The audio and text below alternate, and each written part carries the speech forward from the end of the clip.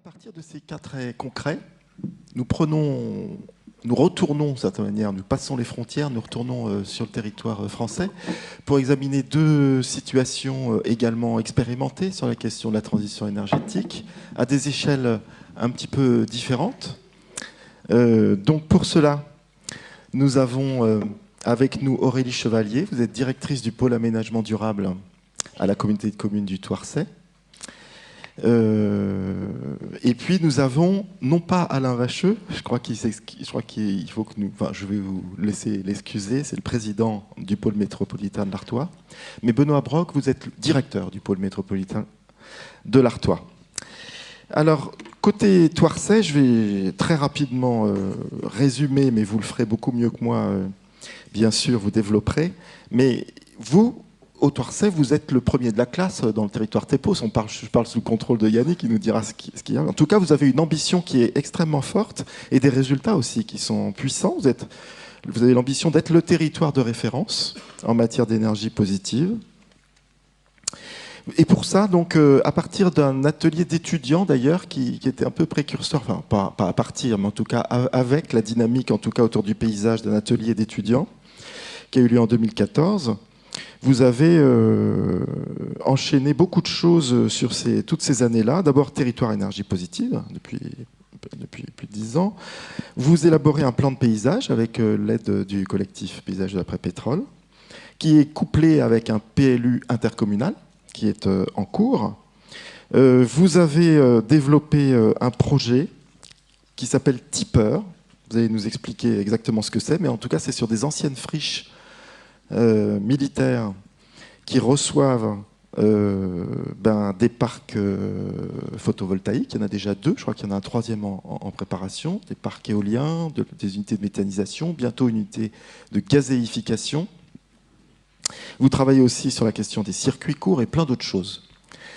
Alors j'ai envie de vous poser, mais comme vous avez très peu de temps, les 3 questions presque les unes à la suite de l'autre directement. En premier, un peu votre réaction par rapport à ces expériences suisses et luxembourgeoises. Est-ce que ça vous inspire?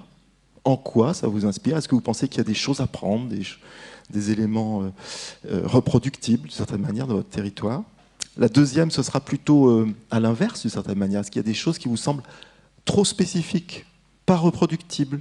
Et quels sont les freins que vous vivez dans votre situation? Et puis la troisième, qui se rattachera plus directement à la question du paysage. J'ai cité un certain nombre d'actions que vous menez dans ce domaine, mais c'est vrai que ça nous intéresse que vous précisiez de certaine manière quelle place vous faites à la démarche paysagère pour vous engager toujours plus avant dans la transition. Merci beaucoup. Donc juste pour vous préciser et situer un peu la communauté de communes du Thouarçais, donc on a un territoire qui est vraiment au nord des Deux-Sèvres et donc à l'extrême nord de la région Nouvelle-Aquitaine.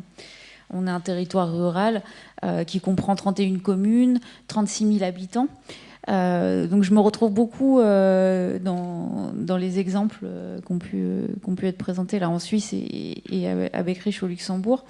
Mis à part la taille de territoire où du coup on est sur un territoire un peu plus vaste, mais on est aussi sur un territoire rural avec une question agricole qui est importante, notamment dans notre plan climat. Forcément, parce qu'un territoire avec une agriculture forte fait qu'il y a une implication et des effets de l'agriculture aussi sur les émissions de gaz à effet de serre et les consommations d'énergie sur le mix du territoire. Et nous aussi, en fait, on a construit notre politique de transition énergétique de manière un peu historique. Ça a commencé dans les années 80 avec la volonté de quelques élus pionniers qui avaient aussi cette envie d'innover et de changer un peu les paradigmes. Donc notamment un élu sur une toute petite commune, Saint-Varan, qui au tout début des années 80, quand il a eu besoin de construire un équipement qui était une piscine, ne pouvait l'envisager qu'avec du solaire. Donc on était sur une des premières piscines solaires avec celle de Montmélian qu'on retrouve dans l'Est. Tout de suite derrière, ils sont partis sur l'idée d'un réseau de chaleur bois. le fait que cette petite commune installe des énergies renouvelables, que ça fonctionne, ça fait des économies de fonctionnement aussi, ça a commencé à essaimer et à vraiment intéresser les autres élus du territoire autour. Et c'est comme ça qu'il y a une dynamique qui s'est créée en fait autour de la maîtrise de l'énergie et des énergies renouvelables dans les collectivités du territoire. Et après cette dynamique, les élus, en 2005-2006, se sont dit elle fonctionne bien, elle a bien pris dans nos collectivités. Comment on peut aller plus loin pour que ce soit un vrai projet de territoire et qu'on entraîne à la fois la population, les acteurs économiques, les agriculteurs et tout le monde pour aller sur la transition de notre territoire. Et en parallèle, là où on se retrouve aussi avec le territoire suisse, c'est que nous aussi, on a bénéficié d'une opportunité. Donc, c'est le fameux projet Tipper, avec un site militaire où on nous annonce dans la fin des années 90 que le site va fermer. C'est pour un territoire d'un petit peu plus, qui était pas loin de 40 000 habitants à l'époque. Finalement, c'est un peu une catastrophe parce que ça veut dire perdre des habitants, des emplois, et puis se retrouver avec une friche très très conséquente d'un ancien site militaire qui était un dépôt de munitions. Donc pour vous dire que dans le paysage c'était vraiment pas joli, avec des miradors, des barbelés partout, et qui se retrouvait du coup en entrée de ville de Thouars.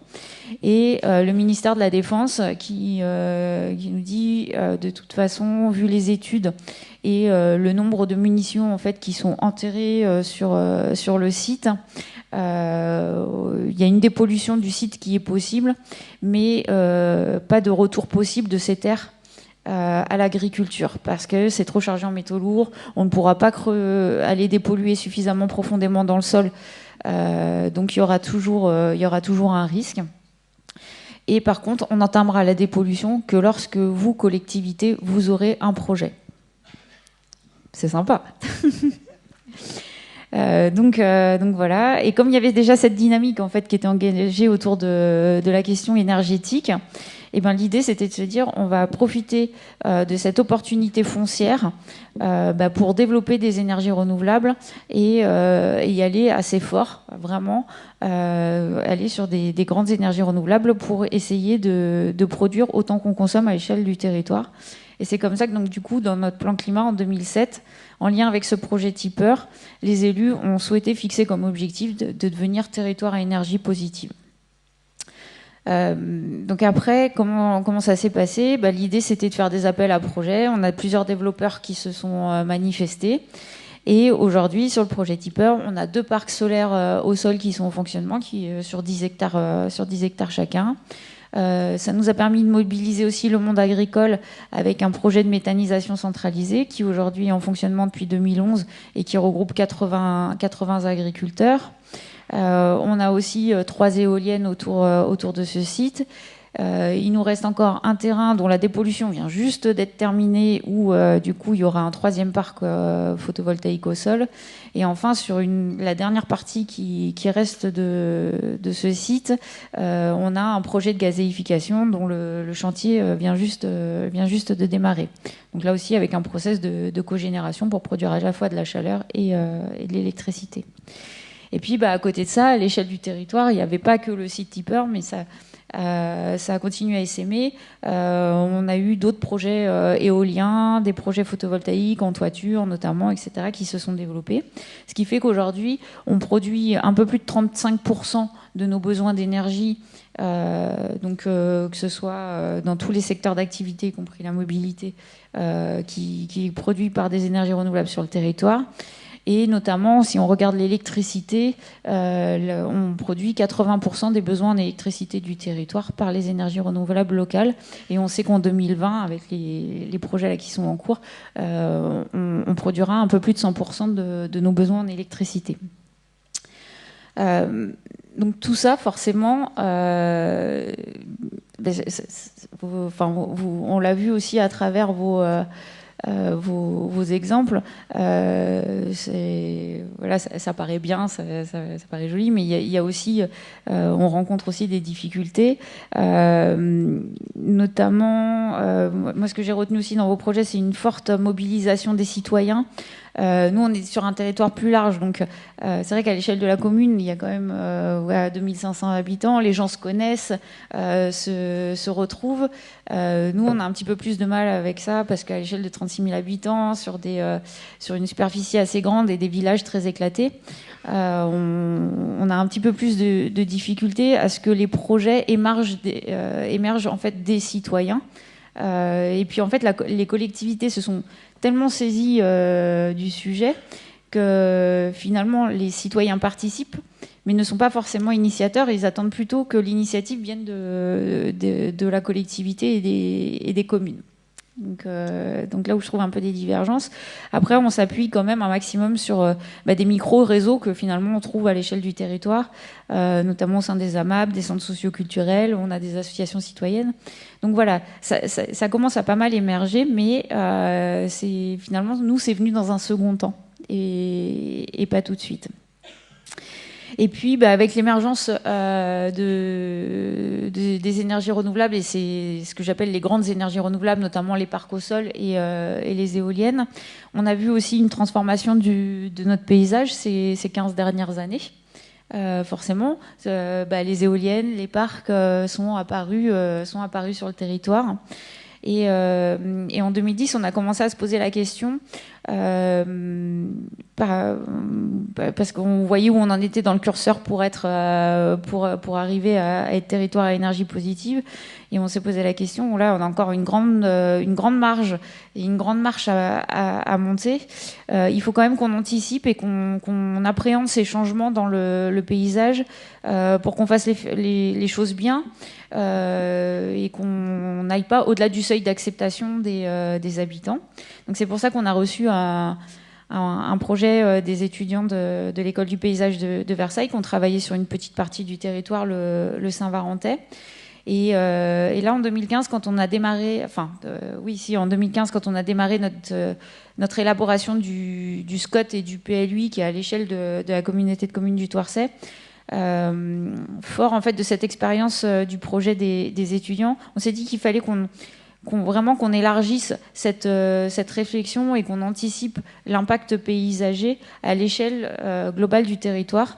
Et c'est pourquoi on a démarré ce plan paysage en parallèle de notre planification et qu'on a souhaité s'associer au paysage de l'après-pétrole pour avoir ce regard-là. Et ce plan paysage nous a conduit, notamment dans le PLUI, à élaborer une OAP, donc une orientation d'aménagement programmé, spécifique sur énergie et paysage. Donc là, on se concentre vraiment sur l'éolien et comment on peut développer les nouveaux parcs. Parce dans notre PLUI, on a fait un zonage et un règlement spécifique, le AEOL et le NPV.